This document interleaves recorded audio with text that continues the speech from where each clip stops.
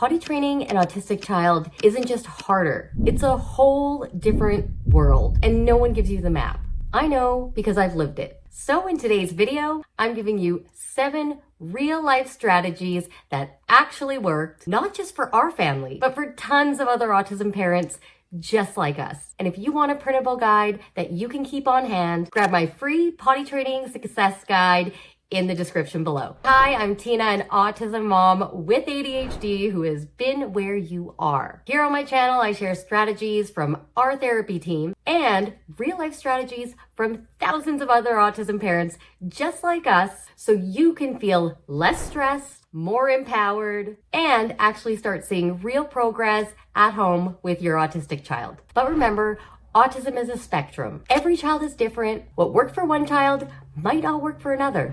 And you know what? That's totally okay. This is all about finding what works best for your child and your family. So tip number 1, make sitting on the potty safe and fun. We used to think the hardest part would be the accidents. Nope. Not for us. The hardest part was actually getting him to sit on the toilet without having a complete meltdown. Our OT actually gave us some really helpful advice that I want to share with you guys today. And that is, don't focus on going, focus on sitting. So we created a potty chill time basket and we kept it in the bathroom at all times by the toilet. It had books, bubbles, fidget toys, just anything really that he loved and enjoyed playing with. At first, he'd only sit for like 10 seconds, then 30 seconds, then a full minute. And one of the biggest game changers for us was actually his iPad. We would find YouTube videos with songs about pottying and going to the potty, and we would just sing the songs together. He already enjoyed like singing and mimicking things from his favorite songs and movies. So this was just something that he already did and had fun doing. So we did it together. It wasn't just a distraction. It became a learning tool for us. It gave my son a visual,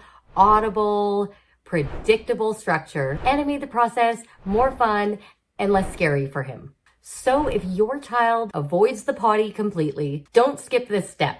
Sitting is the foundation and everything else builds from there. Just make it comfortable and fun for them. And speaking of building, let me tell you what really helped my son connect the dots when he actually went. So this might be the weirdest tip I'm going to give you, but it actually works. Tip number 2, use undies under the pull-up for sensory feedback. So you're basically putting underwear under the pull-up. Why? Because many autistic kids don't feel the wetness. Their brain isn't getting a strong enough signal that something even happened. When we layered the underwear under the pull-up, he could finally feel that change when he peed. No mess on the couch, just a stronger sensory input that said, wait, something's different, or yuck, I don't like this feeling. This tip actually came from another autism mom, and it fast-tracked our success so much.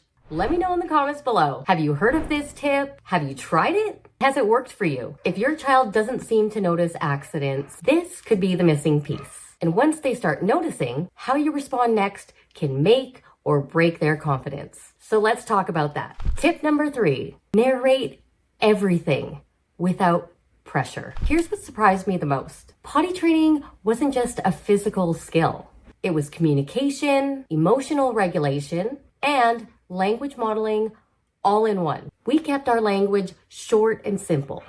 Wet, dry, pee and potty, wash hands, all done. And even when he couldn't speak yet, he was still absorbing everything we said. We paired the words with his visual boards, gestures, and sign language. No pressure, just calm, natural repetition throughout the day. If you haven't already, check out my video on 3 things that you can do today to encourage speech in your autistic child. Because speech and potty training, they go hand in hand. But how do you know when your child is even ready to start all of this? Tip number 4 might surprise you. I know this sounds small, but it made a huge difference. Tip number 4, bathroom equals always in the bathroom. We started changing every pull-up and diaper in the bathroom. Not the couch, not the bed, not even the change table. It was just a gentle way to connect the idea. Potty stuff happens here. And we didn't say much at first, just quietly used the same space every time. And then one day, he just started heading to the bathroom on his own before we even asked. And then from there, over time, he just started heading to the bathroom on his own more regularly. And then we would just follow him in there and sit down with him and do fun things from his fun basket, sit on the iPad, sing some potty songs, blow some bubbles, play with some fidget toys. So this tip creates the routine without the pressure. And it builds the association in your child's brain, even if they're not consciously aware of it. And then once the bathroom feels familiar and fun, it's time to fine-tune what's happening on that toilet. So next, let's talk about something that's mysterious, frustrating, but very common. Tip number 5.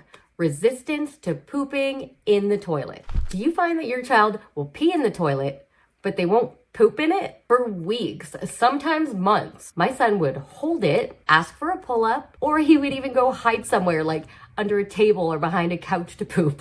And it turns out, after speaking with our OT and so many other autism parents, this is actually so common. Why? Because pooping feels different. It takes longer, it can be harder to control, and for kids with sensory sensitivities, it can feel very uncomfortable or unsafe for them, especially on a cold toilet seat or a really echoey bathroom. And here are some things that helped us. A visual poop routine schedule, a predictable scheduled potty time after meals and snacks, a padded toilet seat, and calming or fun activities like the little fun basket and iPad that I mentioned earlier, or offering a pull-up without the shame, but of course, encouraging the toilet first. Eventually, he chose the toilet on his terms. And of course, we always celebrated every little step or any progress that we made. If your child is only pooping in a diaper or hiding somewhere when they do it, just know this is extremely common and you're not doing anything wrong. Now let's look at a small physical change that made a huge difference for us. So here's something that most people never think about, but it matters more than you expect.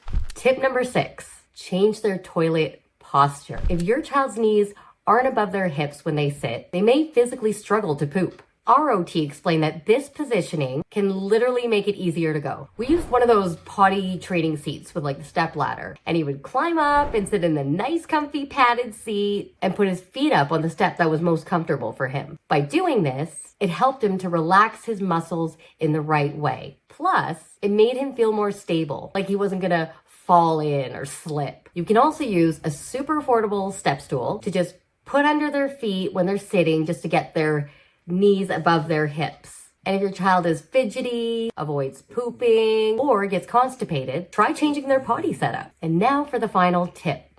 It's not a hack, but it might be the most important one of all. Tip number 7, let go of the timeline. There's so much pressure to get it done by a certain age. But here's what I want to tell you. We tried, we paused, we tried again. We made progress, then hit a wall. And you know what? That was part of the process. Potty training isn't linear, especially with autistic kids. You will get there. It just might take longer, and that's okay. That's why I created a free potty training success guide that you can print out. It includes practical tips, real life examples, and links to some of our favorite tools that we used that worked for us that I highly recommend. Drop a comment and let me know what is working for you right now, or where are you feeling stuck? You never know who else needs to hear your story. Your tips might help them too. If you found this video helpful, be sure to like and subscribe, and be sure to check out my full autism parenting playlist for more helpful strategies and resources. From one autism parent to another, you're amazing, you're doing a great job, and you got this.